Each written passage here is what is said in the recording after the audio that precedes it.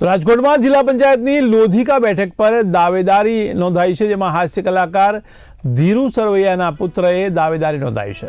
તો દિલીપ સરવૈયાએ પાર્ટી પાસે ટિકિટ માટે રજૂઆત કરી છે. ત્યારે લોધિકા બેઠક ઉપરથી ચૂંટણી લડવાની ઈચ્છા વ્યક્ત કરાઈ છે. તો દિલીપ સરવૈયાએ નિવેદન આપ્યું છે, જેમાં વિકાસના કાર્યને આગળ ધપાવીશું તેવું તેમણે કહ્યું છે.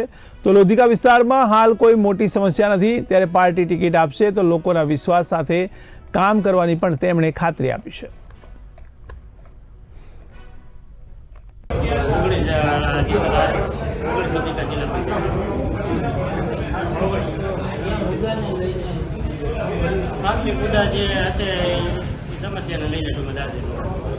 કેટલા સમયથી સક્રિય છો ભાજપમાં? કેટલા સમયથી તમે ભાજપ સાથે જોડાયેલા? 2010 થી ભાજપ સાથે જોડાયેલા.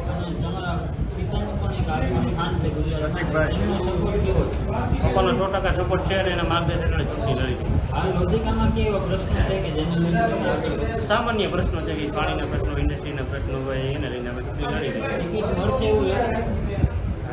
ટિકિટ તો હજી ભારતીય જનતા પાર્ટી અત્યારે ઉમેદવારી આપણે નોંધાવીએ છીએ. ભારતીય જનતા પાર્ટી જો ટિકિટ આપશે તો આપણે જવાબદારી નિભાવશે તો ચૂંટણી લડશું.